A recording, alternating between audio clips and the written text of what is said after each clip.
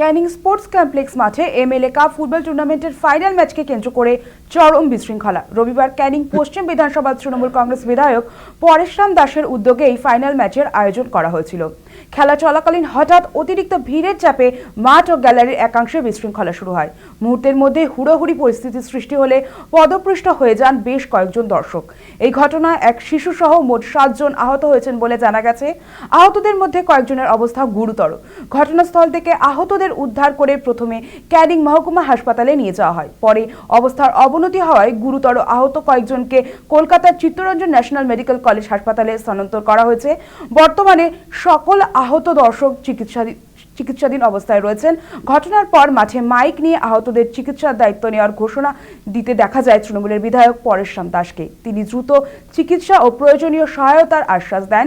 এদিকে ঘটনার খবর পেয়ে ক্যানিং থানার পুলিশ ঘটনাস্থলে পৌঁছে পরিস্থিতি নিয়ন্ত্রণে আনে। কিভাবে এই বিশৃঙ্খলার সৃষ্টি হলো এবং নিরাপত্তা ব্যবস্থায় কোনো গাফিলতি ছিল কিনা তা খতিয়ে দেখতে তদন্ত শুরু করেছে পুলিশ। এই মুহূর্তে আমাদের সাথে ফোন লাইনে রয়েছেন আমাদের প্রতিনিধি জাহিদ মিস্ত্রি। জাহিদ, ম্যাচ চলাকালীন হঠাৎ বিশৃঙ্খলা কিভাবে সৃষ্টি হলো?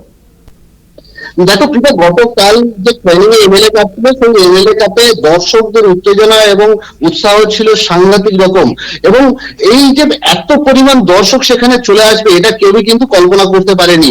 যে টিকিট করা হয়েছিল সেই টিকিটের থেকে অন্তত 10 থেকে 20 গুণ বেশি মানুষ সেখানে চলে এসেছিল, এবং স্টেডিয়াম যখন পুরোপুরি ভরে যায়, খেলা শুরু হওয়ার আগে থেকেই সেখানে হুড়োহুড়ি শুরু হয়ে যায়, এবং সেই হুড়োহুড়ি থেকে সেখানে ধাক্কাধাক্কি হয় এবং কয়েকজন সেখানে পড়ে যায় এবং পদপিষ্ট হয়। তবে সব থেকে যে বিষয়টা হলো যে সঙ্গে সঙ্গেই কিন্তু এমএলএ নিজে, ক্যানিং এর যে এমএলএ তিনি নিজে এই পুরো বিষয়টাকে হাতে নেন এবং পুলিশকে নির্দেশ দেন, এবং পুলিশের সঙ্গে থেকে নিজেদের যে তৃণমূল কংগ্রেসের যে সমস্ত ভলেন্টিয়ার ছিল তারাও কিন্তু সঙ্গে থেকে আস্তে আস্তে যে বিশৃঙ্খল পরিস্থিতি তৈরি হয়েছিল সেটাকে নিয়ন্ত্রণ করেন, এবং যে সমস্ত মানুষজন আহত হয়েছিল তাদেরকে সঙ্গে সঙ্গে প্রথমে ক্যানিং হাসপাতালে প্রাথমিক চিকিৎসা করা হয়, এবং যে বেশ কয়েকজন গুরুতর আহত হয় তাদেরকে কিন্তু সেখান থেকে চিত্তরঞ্জন এনআরএস এবং বেশ কয়েকটি যে প্রাইভেট হাসপাতাল রয়েছে সেখানেও কিন্তু স্থানান্তরিত করা হয়।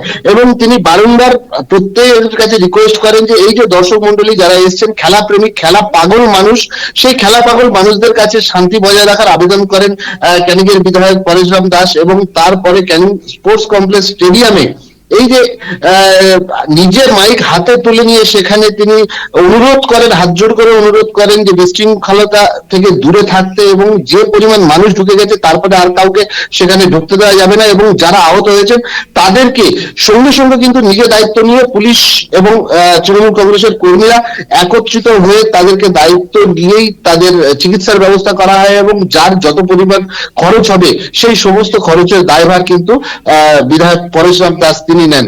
তবে এই পরিমাণ যে খেলা পাগল মানুষ ক্যানিং এ আছে, এবং এই স্টেডিয়ামের যে আজ পর্যন্ত ক্যানিং এর মানুষ কিন্তু এত পরিমাণ মানুষ একসাথে দেখেনি, এত ভিড় কখনো দেখেনি।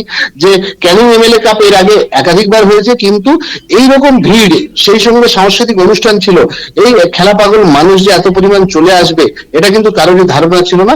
তবে আস্তে আস্তে সেই পরিস্থিতি অনেকটাই সামাল দেয় পুলিশ, এবং কেন হঠাৎ করে এই যে বিশৃঙ্খলতা তৈরি হলো এই ঘটনার কিন্তু তদন্ত শুরু করেছে পুলিশ।